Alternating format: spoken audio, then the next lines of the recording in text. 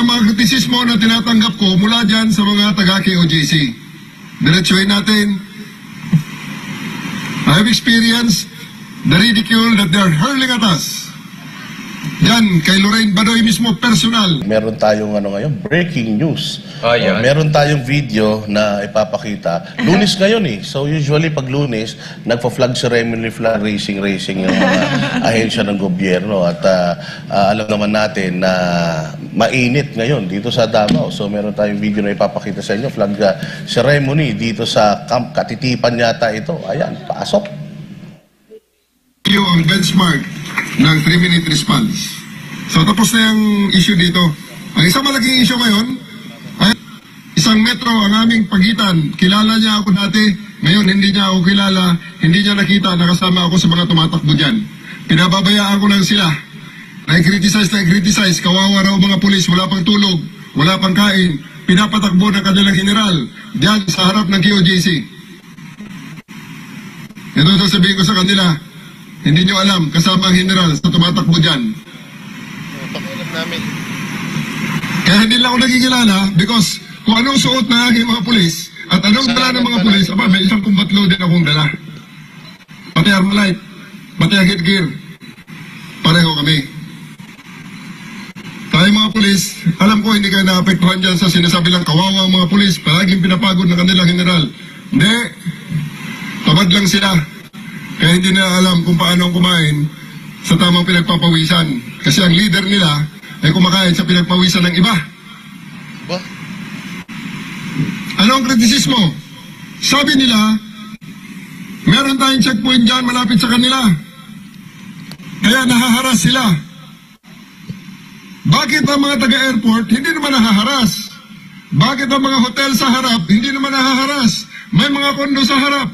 At yung isa nating checkpoint, doon sa kabilang dulo, ay sa harap mismo ng gate ng isang napakalaking warehouse. Wala naman tayong reklamong naririnig. At noon pa man, dati nang may checkpoint dyan, high school pa ako, pag kami ay napupunta rito sa Davao para sumakay ng aeroplano, dahil dito ang regular na trips, wala pa dati ang Johnson Airport, palagi na may checkpoint dyan, noon pa man, rough road pa yung sulok, padada, kaya 4 na oras ang aming biyahe mula General Santos. May checkpoint na yan dyan, late 80s, mid 80s, I say. Unrealized talaga to si Torre. No? Unrealized. Sinungaling. Nuknukan ka ng sinungaling. Wow. O, Doc Bado, yung pisahan mo ng... Yeah, liar. Best friend mo daw. Ano pala eh, you're hurling at him. Kakatoka tayo dahil ang dami ng sinungaling niya, di ba? Okay, sinabi niya na magkaibigan kami or something, katrabaho or something. Totoo yun, sir. Magkatrabaho tayo during LCAC. And I did admire you when you were still in your right mind. Talagang, but now, with your speech, it's a speech of a very desperate leader. Nagpapaka-leader ka. At when you, nung panahon na ina-admire kita, I really think maybe you were a leader. But now, you're such a liar. At tas parang inaakyat mo yung moral ng mga tao mo. Sila, hindi mo sila maloloko. Alam nila nakakahiya yung ginagawa mo. Yung inuutos mo sa kanila na meron, at alam nila, sir, hindi sila bobo. Katrabaho ko yung mga yan. Alam nila na yung supposedly leader nila sinungaling. At yan ang hindi dapat ginagawa ng isang leader. At lalong, anong ibig mo sabihin na nagpapa-impress ka, na nag-jogging ka? Sir, runner ako, nag-New York Marathon ako, 42 kilometers. Alam ko yung Camp Katitipan at saka dyan, wala pang 5 kilometers yun. Ano pinagmamalaki mo? Nasabi ko nga sa kanila, ganun lang palang, bagal-bagal. Di dapat nakitakbo din ako. It's not impressive. Don't try to impress us because you ran with your man. You should be running with your man. At lahat ng kahihiyan na pinapagawa mo sa kanila, talagang dapat gawin mo at pangunahan mo. Nakakahiya ka kasi tinatanggalan mo ng dangal ang ating mga kasundaluhan, ang ating mga kapulisan. So, huwag ka magpapanggap na inspiring ka, hindi ka inspiring, nakakahiya ka. Ako! Sige, ikaw naman. Mamaya pagkatapos mo ha, ulit. Pila-pila ha, Galit na ulit. galit ha. Walang iya. Bakit ka naka-disguise? Sumama ka na rin lang sa kanila. Di sana nagtanggal ka na ng maskara mo. Yeah. Kung Ba't proud ka pala nagdi-disguise? eh, So, di ba? ibig sabihin, hindi ka rin proud sa pinapagawa mo sa mga tao mo kasi kasama ka na naka-disguise eh. Isa pa, sinasabi mo na ang si Pastor Apollo Kibuloy ay kumakain galing sa pinagpaguran ng iba. Oh, tingnan mo kung anong meron ng Kingdom of Jesus Christ. Ikaw nga kayo nga pasahod kayo ng taong bayan eh. Galing sa buwis namin yung pinapasahod sa inyo. Tapos, yung mga taxpayers ang inaabala ninyo. Kami ang mga nagbabayad ng mga pasahod ninyo, sabi nga ni PRD, pati brief ninyo. Pati mga Medyas. kinakain yung medyas ninyo. Galing sa taong bayan. Tapos taong bayan ang tineterrorize ninyo. Akala nyo siguro itong Kingdom of Jesus Christ is hindi member ng ng society at ng Davao eh. Hindi po. Ito pong mga to ay mga Pilipino din. At every time na nakikita nila na ginagawa niyo yung kalokohan jogging nyo na yan, terrorize nyo po sila. May mga bata po dito, estudyante, mga matatanda. Araw-araw na ginagawa po ninyo yan. Natiterrorize po sila yan. At kaya mo ginagawa yan, hindi kayo para mag-exercise. Kasi para takutin talaga yung mga tao dito. Hindi naman tanga mga Pilipino eh. Kung sa tingin mo, yung mga kapulisan na kausap mo ay naniniwala sa sinasabi mo, dream on.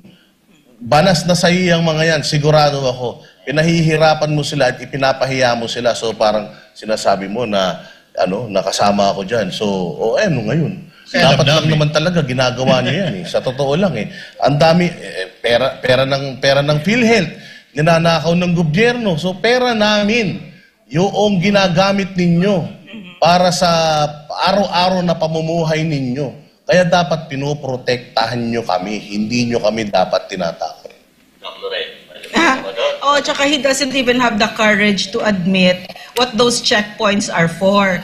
He's trying to pretend that those checkpoints are for the airport, for the people of Davao, when in reality, it's really to harass and intimidate yung KOJC. But you don't even have the courage to tell the truth, General Torre. You're lying up face to face with your men and women, the men that you are ordering and supposedly leading. Matagal, ngayon lang nagkaroon ng checkpoint dito. At saka yung airport, medyo malayo yun. Hindi yun dito. Nung 80s sa kabila yun. Yeah, akala mo, sir, nanloloko mo ang Pilip. Iniinsulto mo ang katalinuhan namin. Correct. At hindi lang kami dito, kundi ang mga Pilipino, na sinasabi mo sa pagsisinungaling mo na yung checkpoint na yon ay para sa kabutihan ng taong bayan dito sa Davao. Pero ang totoo, hinaharas mo kasi yung takbo mo hanggang dito lang eh. Wala pang 2 kilometro dun sa harap ng KOJC. Diba? Tsaka yung checkpoint na yon, matagal, years, wala yun. At yung sinabi mo, 1980s nung high school ka, wala pang KOJC dito. Seryoso. Wala pang airport dito. Nasa kabila pa yung airport Yes, yung nun. lumang airport, correct. O sinasabi niya hindi nagre-reklamo yung mga tao. Ano ka? Ang dami na naming mga nakakausap dito na bisita-bisita sa checkpoint nyo. Ang traffic na dahil sa kaka-checkpoint ninyo. Sa speaking of, Boss Dan, at mga kasama na, speaking of doon sa hindi daw nila hinaharas itong mga taga-KOJC, ano po yung ginagawa nyo na nag-video-video ka dyan sa mga harap, gumagamit pa po kayo ng mga nakasibilyan, ng mga kasama ninyo, hindi po ba pangaras yun? Ito po ba, sabi kasi niya, hindi naman daw nahaharas yung mga may-ari ng hotel, hindi naman daw nahaharas yung mga nasa airport. Ang tanong dito, binivideohan nyo ba yung mga taga-airport? Binivideohan nyo ba yung mga taga-hotel? Hindi naman. Dinodrone nyo ba? Dinodrone nyo ba yung mga hotel? Kagabi nga, merong drone dyan na naman na palipad-lipad.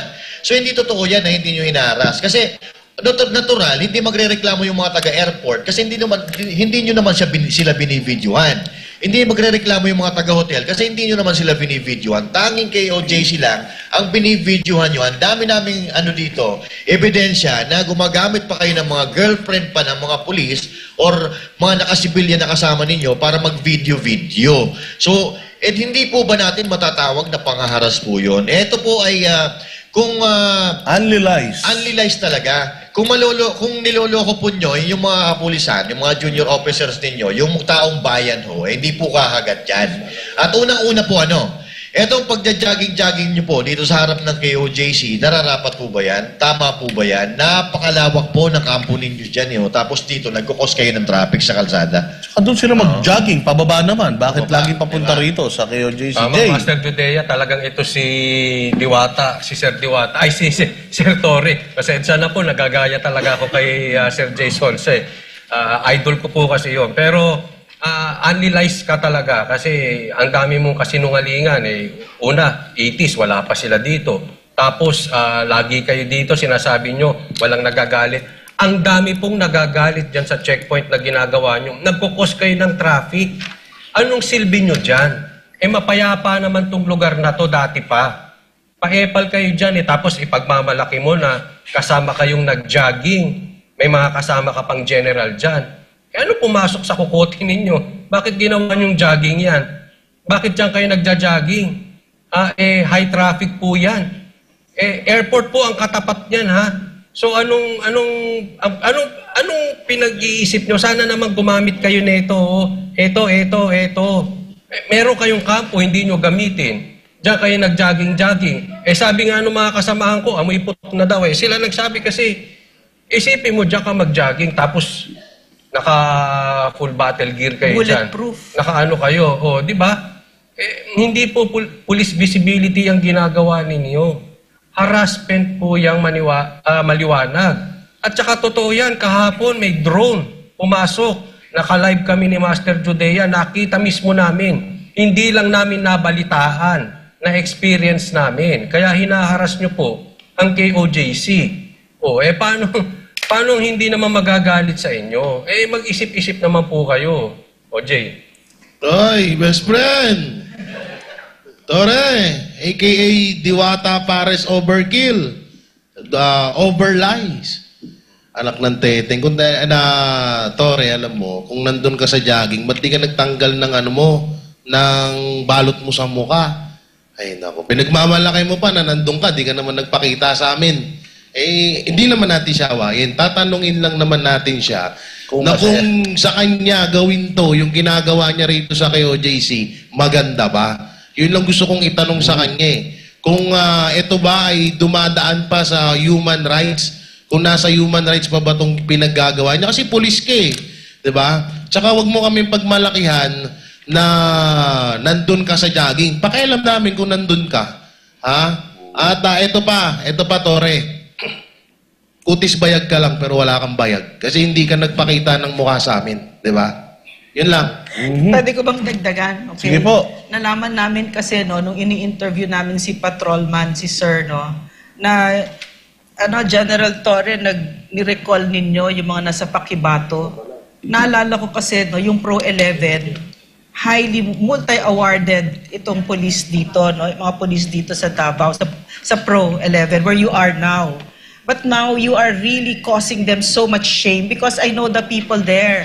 Katrabaho ka yan sa NTF-ELCA. Umaakyat kami sa bundok. Tanong nyo sila, nagmumotorsiklo kami, ilang oras yon 6, 5 oras. Ang layo-layo na nararating namin.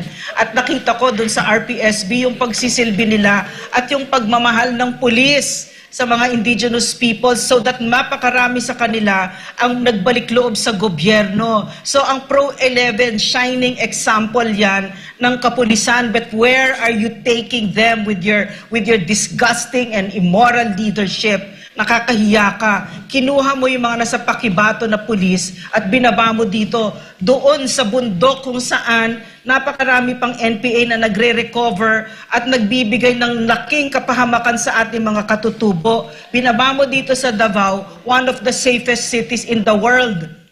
Grabe. So ito pa, Doc Lorraine, may singit ko lang. Kung si Marcos ang pinaka-worst president dito sa Pilipinas, si Torre naman ang pinaka-worst PNP chief dito sa Pilipinas. Hindi PNP chief yan. Ano ba? PNP chief yan. RD11 lang yan. RD11 pa. Hindi, kasi di ba, kaya ka nagpapa-impress dahil dun, di ba? Pero may Yun ang pangarap. pangarap niya. Yun ang pangarap niya, na maging PNP chief siya. So, hindi pa kaya nagiging- nagpapasiklab siya ngayon. Hindi pa man nagiging PNP chief, worst PNP chief na grabe naman kayo. Pero alam Ito niyo ba? pa. Noong Oh, 1980s pa lang, wala pang airport dito. Ano ba sinasabi niya? Tsaka isa kondo. Checkpoint na daw sila dito? 1980s pa daw. 1980s pa daw? Wala pang airport O, dito. tingnan Nasa mo. kabila pa airport. Talahiban pa rito. Ito damuhan. Itong stretch na to, damuhan pa yan. Kaya ano yung sinasabi nyo, nagche-checkpoint kayo. Diyan pa lang, Wala nukno pang ka na kayo ng KOJC. sinungaling. Yun. Wala pang KOJC dyan, damuhan pa yan, walang checkpoint dyan. So, mag-research muna kayo bago kayo nagsasalita. Ay, Parang Tore. ano lang yan yung kalsada daw dito sa KOJC, itong Japan-Philippines Friendship Road, kasing lawak daw ito ng Kalayaan Commonwealth na highway. Kita mo naman, ewan ko talaga Tsaka, dito Boss Dada, kung saan ano na kumukuha naman? ng ano to. Sunog na naman siya. Ayun. Ayun, nagja-jogging nga. Si Diwata. naman pala Si Diw, talaga kaya naman pala hindi namin ka nakilala Akala namin cartoons yung parang ginuhit. Nandiyan pala si Parang General, ginuhit sa papel kayo yung naman, mukha ko, galit Tore. na galit kayo. Sabi nyo, nakatago yung mukha, nakalabas Hindi naman. naman. Nakalabas pala Pero siya ba yan? Parang hindi. Parang, Parang wait si lang, Diwata. parang napapanood ko siya sa movie. Pero Parang wala. nandun siya sa Harry Potter. Pero sir, bakit naman kasi wala kang nameplate? Oo. Sana naman kasi may nameplate. Nakikita yung mga nameplates ninyo, sir. Para sana, alam natin kasi katulad niyan, jogging kayo, nakakover yung mga nameplates ninyo ng mga vest ninyo. Talagang di kayo Tsaka, Boss makikilala Dada, niyan. ano na naman to, panibagong sunog na naman siya.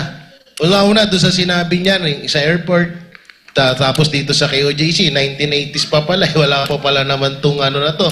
Tapos ito pa yung sinabi niya, yung condominium. Yung condominium na sinasabi niya doon sa video niya, ginagawa pa lang yun ngayon. Ano yung pinagsasabi mo na hindi nagre-reklamo yung sa condominium? Ginagawa pa lang yun. Anong nakatira doon? Multo? Hindi, tsaka isa pang tanong, bakit huminto na yung pagpapajogging mo, sir? Kondisyon na ba sila? Ready na ba sila? Kaya pinahinto nyo na. Kasi ilang araw yun, no? Ilang araw dire-diretso na... Tatlong araw. Apat na araw ng dire-diretso nagpapajogging kayo. Pero bigla nyong pinahinto. Bakit nyo biglang pinahinto? Pero Boss Dada, sa tingin ko, mas maganda nagtakip na lang sana siya ng mukha. Masagwa no? Grabe naman kayo. Sa kanina, sinasabi niyo bakit nagtakip na mukha. Tapos ngayon, pinatatakip niyo. Hindi alam ko na kung bakit nag-stop yan ng jogging. Boss Dada, Ma'am Lorraine. Kasi babalik na yan sa Pasay. Magpaparis na siya ulit. Pero hindi, ito, seryoso. Ang tanong kasi dito is, bakit mo sinasabi yun sa mga kapulisan mo? Demoralized na ba sila? Bakit kailangan mo silang kumbinsihin na tama yung ginagawa nila? Hindi ba nila alam sa mga sarili nila kung tama o mali yung mga ginagawa nila? Ba, Doc? Alam mo, mga kababayan, yung Pro 11, matagal ko nakatrabaho kasi nga hotbed ng NPA ang Davao Region. Nung umupo si PRRD hanggang pagbaba niya, insurgency free ang Davao Region, no? Biro mo. At hindi yun, at malaking parte ang ginawa diyan ng Pro 11. Hindi ko gusto kong kausapin ng bawat kapulisan. Hindi ko makakalimutan ang kabayanihan ninyo at hindi ko makakalimutan ang puso ninyo sa pagsilbi ng taong bayan. May RPSB, no? Ito yung mga pulis na napakagandang program, quick response team na hanggang ngayon ay isinusulong nila despite a leader like that, no? Leader, he's not a leader to me, no? Despite that. So siguro yun lang yung gusto kong sabihin, no, na hindi ko makakalimutan yung kabayanihan ninyo kasi nakita ko yun, at saka umakyat tayo ng bundok, hindi lang isang beses, 2 beses, 10 beses, maraming beses. 'Di ba hanggat mamaya dahil sa kapulisan, dahil sa Pro 11, nagkaroon na ng mga eskwela yung mga bata, nagkaroon na ng mga health centers, at mano-mano yung paggawa nung roads, no? Farm to market roads, mano-mano yan. At si General Fillmore Escobar, si General Silo, sila yung naghahanap ng funding dahil medyo kulang yung pera. Pero yun yung nakita kong kabayanihan na hindi ko matatanggal yun sa isip ko at sa puso ko dahil lang sa ganyan.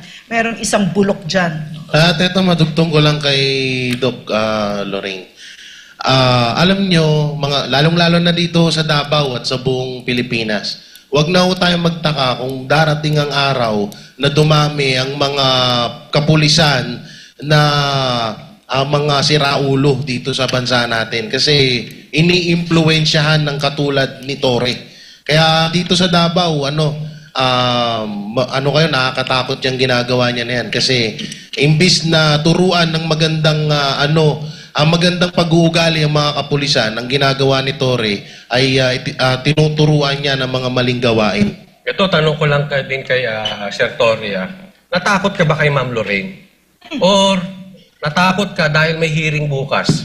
Kasi hininto niyo yung jogging eh. Dapat kung sa tingin niyo tama yan, maganda yan, dapat ginagawa niyo. Bakit kayo nahinto? Kasi alam ninyo, mali yung ginagawa ninyo. Nakakahiya yung ginagawa ninyo. Or, yun na nga, natakot kayo kay Ma'am Lorraine.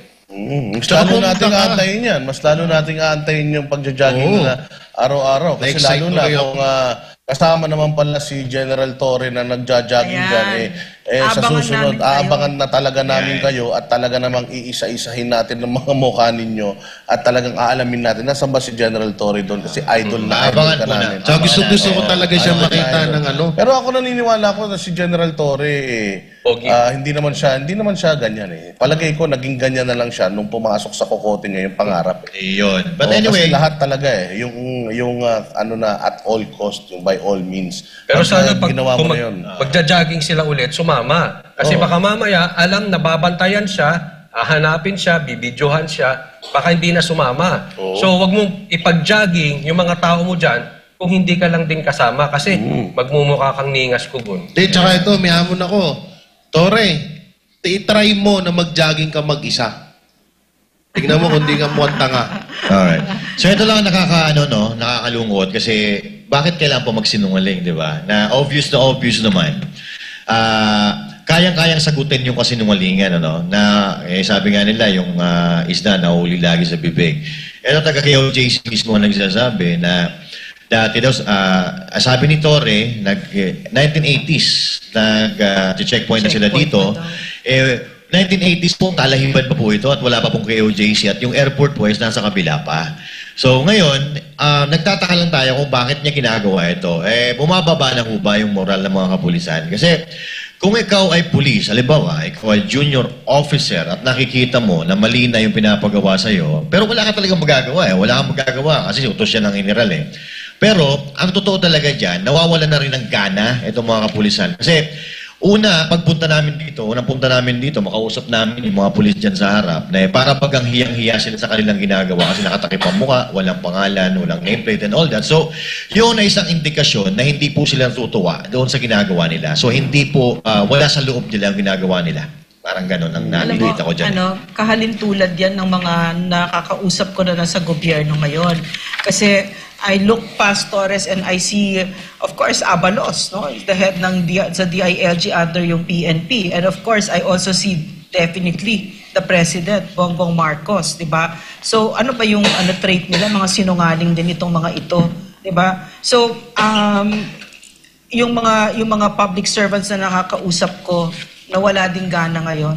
Malungkot sila ngayon sa nangyayari sa gobyerno. Kasi yung joy ng serving, sa pag naglilingkod ka sa gobyerno, pag nakikita mo bumubuti yung buhay, may natutulungan ka, yun talaga yun, hindi mataas. Kasi yung si PRRD, nung umupo siya, sinabi niya sa amin, oath-taking kami, sabi niya sa amin, there will be no financial rewards. Sabi niya, but, lalo pag hindi ka corrupt kasi, but, there will be a lot of psychic rewards. And he really delivered on that promise.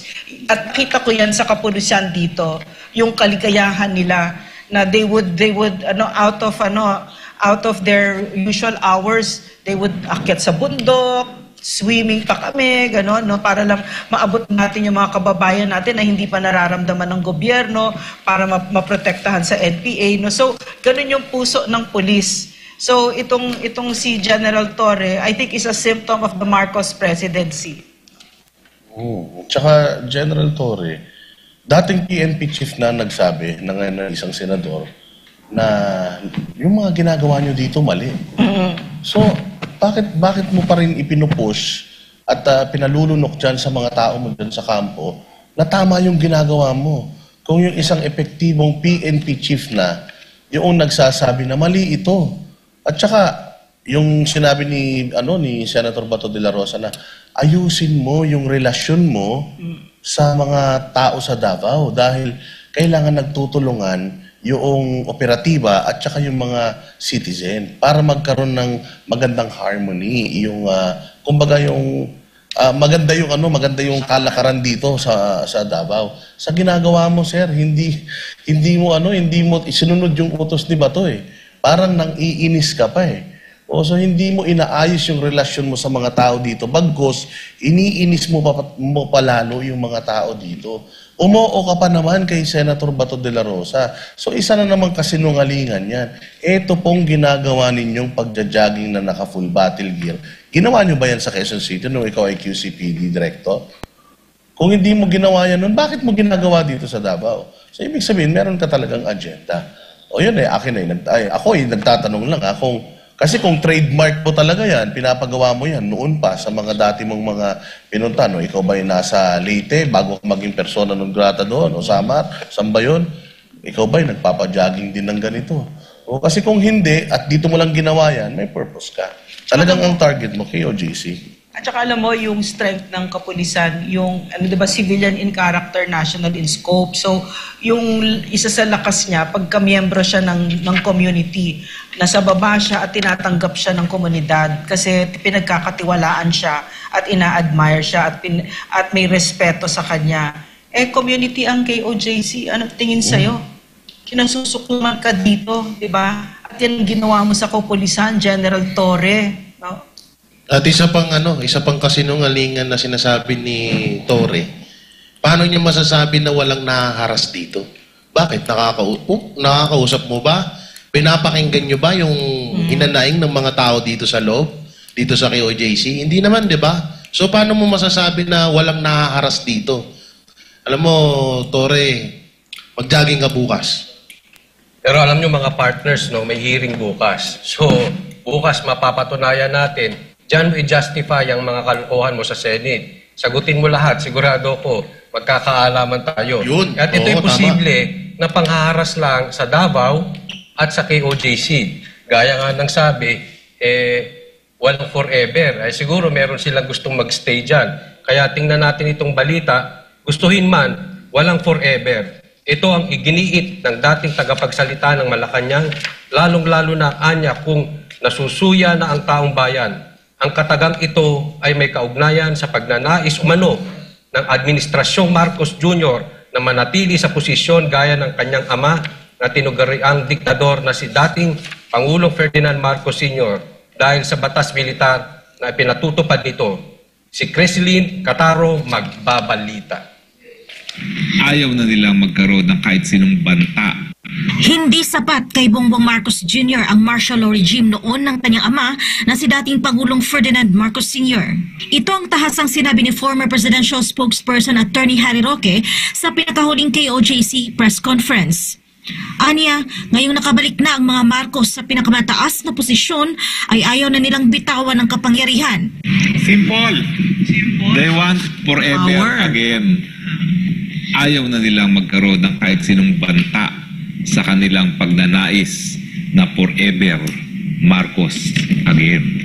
Professor, I have to remind you, according to the movie, walang forever. Oo nga, yan ang dapat nilang malaman. Pero Attorney Gustuhin man, walang forever, lalong-lalo na kung nasusuya na ang taong bayan.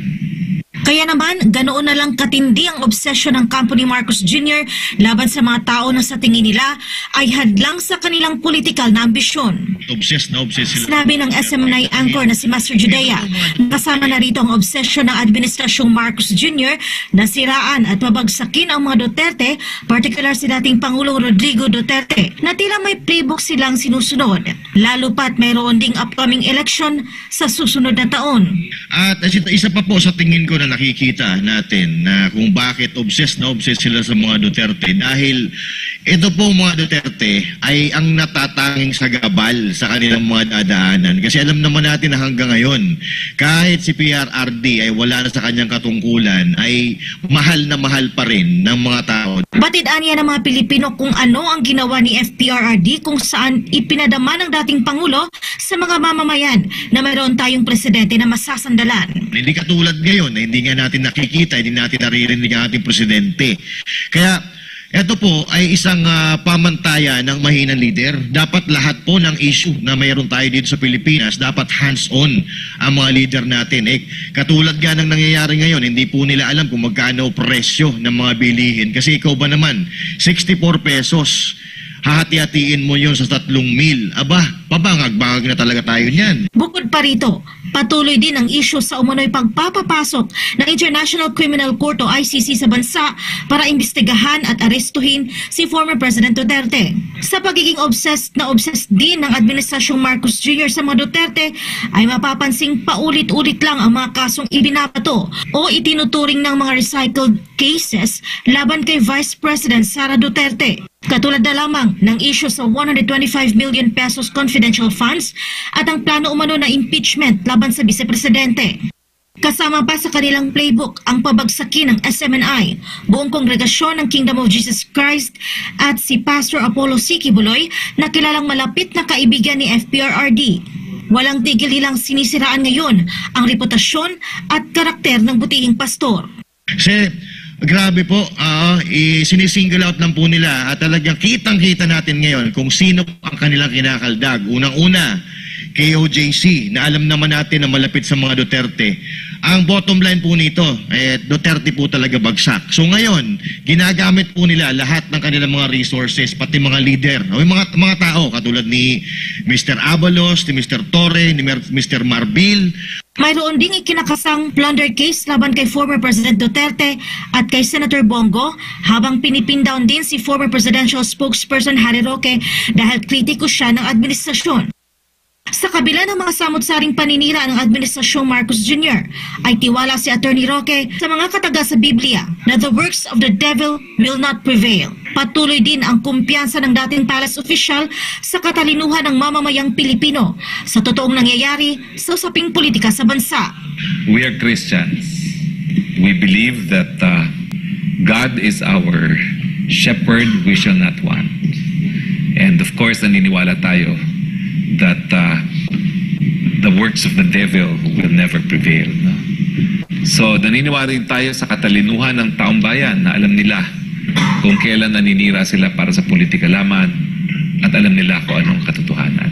Para naman kay KOJC Resident Minister Carlo Catiel, nakahanda ang Kingdom of Jesus Christ sa anumang posibleng mangyari at tiwala ang buong kongregasyon sa kapangyarihan ng Diyos Ama sa Langit. The beginning of this spiritual battle, this very moment, hindi po nagkulang ang Ama sa Langit. He is always with us all the time, every minute, every second. He never leave us nor forsake us, and we are prepared for the worst. Kasi alam po natin, yung patupad ng batas, hindi po sumusunod sa batas. Kami po dito sa Kingdom of Jesus Christ, we are prepared, we are ready po dito. Gagawin po namin ang lahat, at ang Ama na po sa langit ang gagaw po sa the rest. As what the Word of God said in Psalm 46 verse 10, be still and know that I am God. Praise the Father. Para sa Diyos at sa Pilipinas kong mahal, Cresceline Catarong, SMNI News. Ayun na nga, babalik pa rin tayo dito sa mainit na issue ng si General Torre dito sa Davao. Kasi medyo naano ko dun sa sinabi niya tungkol sa checkpoint na wala naman doon nagre-reklamo. Ito ang tanong, General Torre, kung ikaw ba ay nagkakandak ng checkpoint, ano ba yung chine-check mo? Kasi bakit kapag galing dito sa Kingdom of Jesus Christ yung sasakyan na magdadaan dyan sa checkpoint ninyo, yung mga ibang mga sasakyan pinapaabantin nyo lang. Pero pag galing dito kay markado hindi, pinapahinto ninyo, pinapababaan ninyo yung salamin. At ang pinaka nakakatawa dito, bakit nyo tinatanong kung saan pupunta at saan galing? Pwede ba yun? Pwede ba na tanongin nila yun, pribado na yun? Kung sakali man, kung saan ako galing, anong silbi nun sa pag-checkpoint mo?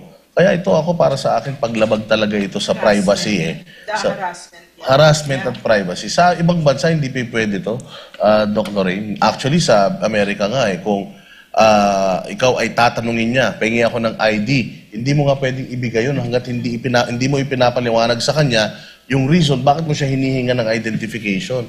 At meron sila nga doon na meron nga sila doon yung rule na hindi ako hindi ako obligado na sumagot sa mga tanong mo.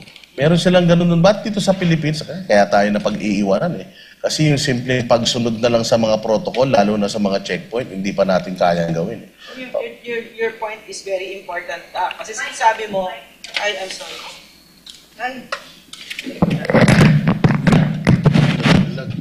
Sorry. So, gusto ko yung point ni Dada kasi sinabi niya rightly so na may mga batas, 'di ba? Diyan sa mga checkpoints, ay hindi bara-bara, hindi pwede kung ano lang feel ng mga pulis na nandiyan. At alam yan ng pulis, pero sila mismo nilalabag nila yung batas, 'di ba? Our law enforcers emboldened by this General Torre, no? Yung pagkaatat niya, no? At saka emboldened by Abalos, emboldened by this president, sila mismo ang naglalabag ng batas, 'di ba? So yun yung dinadaanan ng Pilipinas ngayon na ang president mismo very lawless, no? Siya mismo ang number 1 na naglalabag ng batas. So bakit pa tayo magugulat na bumababa, nagkakascade hanggang sa baba na ang message sa mga nasa gobyerno, pwede niyo labagin ng batas. Kasi ako mismo nilalabag ko.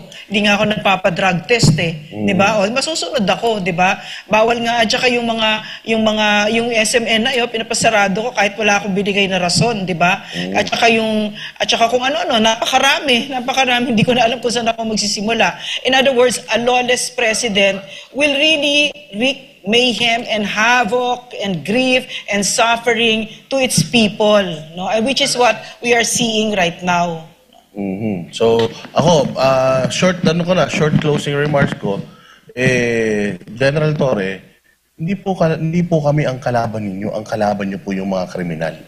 At ito pong Kingdom of Jesus Christ ay hindi nyo rin po kalaban dahil isa po itong community. 5 tao lang, 4 na tao lang yung hinahanap nyo. Mag-focus lang po kayo doon. Hindi po dapat na nadadamay yung kabuuan ng komunidad na ito dahil lamang sa pagnanais ninyo na mahanap niyo yung 5 tao. Lagi natin sinasabi, ang halimbawa natin dyan, isang barangay. Kung yung kapitan ng barangay merong kasalanan sa pamahalaan, yung buong barangay ba ang nagsasuffer? Di ba hindi? Ang nililitis lang natin at ang hinhuli lang natin ay yung leader ng barangay. So hindi pa man po si Pastor Apollo Kibuloy na sisimulan yung kanyang kaso, parang tinatrato nyo na po siya na kriminal. Patas lang po, sir, kasi lagi nyong iisipin, kung ayaw nyong mangyari sa inyo, huwag nyo pong gagawin sa kapwa ninyo. Pastor Judea. Alright, so tama-tama yun. Super tama talaga yan, Boss Danny. But anyway, ito lang po sasabihin ko. Siguro kasi ito si General Torre, galit na sa atin or galit na sa mga member ng KOJC kasi araw-araw na kinikriticize. So, hindi po magkakaganito ang mga taga-KOJC kung hindi po nila nararamdaman na sila po ay talagang binabalahura. Okay? Hindi po nila gagawin ito, hindi sila magkikriticize o hindi kami magkikriticize kung maganda po ang ginagawa ninyo. Now, General Torre, nakikiusap po kami sa inyo na kami po ay hindi po kami lumalaban o yung mga taga-KOJC ay hindi po lumalaban sa inyo.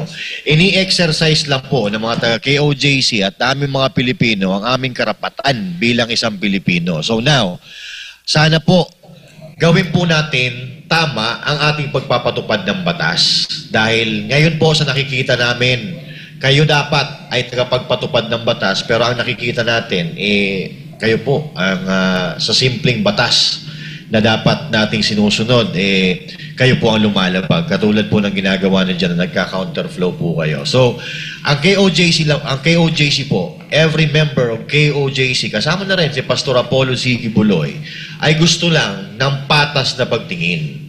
Etong mga nandito sa loob, gusto lang nila ng kapayapaan, katahimikan. Dahil dito napakabait ng mga tao dito sa loob.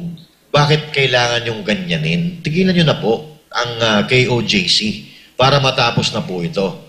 Sir, nakikiusap po kami. Wala pong bawal na ginagawa dito. Wala kayong makikitang baril, wala kayong makikitang droga. Lagi silang nananalangin. Kahapon po nakalive po kami, nakita ninyo kung ano po ang ginagawa ng mga tao dito sa loob. So nakikiusap po kami. Itama na po natin itong mali na nangyayari. Maraming salamat po. Yun.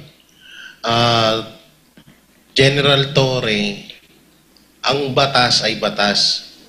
dapat hindi mo binabali yan at isa ka sa mga nagpapatupad niyan. Naiisip mo ba na pag dumating yung panahon na mga magulang na sabihan sila ng kanilang anak na, Papa, Mama, gusto kong maging pulis. At sa nakikita nilang ginagawa ngayon ng mga kapulisan, lalong-lalo na dito sa KOJC, sa tingin niyo po ba magiging proud ng mga magulang na maging pulis ang kanilang anak dahil nakikita nila ang pinaggagawa niyo dito sa Davao ngayon? Lalong-lalo dito sa Davao. Sa tingin niyo po ba masarap yung gusto nila na maging pulis ang kanilang anak at ngayon nakikita nila yung ginagawa niyong pangaharas sa mga tao ngayon? Sobrang yung binaboy, sobrang yung pinababa ang respeto ng taong bayan, lalong-lalo dito sa Davao at dito sa mga KOJC member, lalong-lalong ibinaba nyo ang tingin sa inyo ng mga kababayan o mga kapwa nyo Pilipino. Sa labas mismo ng KOJC. So may mga audience po yan. Abangan nyo yan, abangan ninyo. Baka surprise, hindi natin alam. Baka sana pumunta si baka si BP Sara, malay natin, ano? But abangan po ninyo yan. Okay, so sana itong mga kapulisan natin, tandaan nyo po ang inyong sinumpaan. Hindi lang po sa inyong general, hindi lang po sa mga iilang politiko. Kayo po ay tagapagtanggol ng bayan na hindi nila kayang ipagtanggol ng kanilang sarili. Amen. Panahon na po para kayo ay manindigan. Ang dami na po nating problema at siguro once and for all, sumigaw na rin kayo. Drug test po para sa ating mga politiko. Yan po ay kitang-kita, dinig na dinig nyo at damdam na damdam nyo na sigaw ng taong bayan. Kaya po sana, isigaw po natin yan. Panawagan po sa ibang reliyon, sa AFP, at kung saang-saang mga grupo pa, ito po ang ating isigaw. Drug test. Kung kayo po ay hindi guilty, huwag kayong matakot. Ipa-drug test nyo ang inyong buong pamilya. Doc Lorraine? As of from August 10 to 17, 24 reported deaths, no, ng mga bata na nawawala. Tapos hindi na natin din maibilang. No? So at hindi ito pinapansin, hindi ito lumalabas sa mainstream media, mga anak natin nawawala, no? Tapos merong kwento na organ trafficking pala ito. So, maraming nangyayari sa Pilipinas ngayon na nababalot tayo sa kadiliman. Hindi lang ang KOJC. Hindi lang ang KOJC. Kahit ang buong Davao, ginugulo nila ngayon at ang buong Pilipinas nakabalot sa kadiliman. At siguro isang malaking kamalian kung iisipin natin na political war lang ito. Hindi ito political lang. Nakikita ko na spiritual warfare din ito. No, so, gustong-gusto ko yung, for some reason, I'm very comforted by scripture. Kasi malagim ang nangyayari sa Pilipinas ngayon under the Bongbong Marcos presidency, the worst president that this country has ever had. So, nagpapasalamat ako sa inyo kasi meron akong favorite saying, no, sabi, all the darkness in the world cannot extinguish the light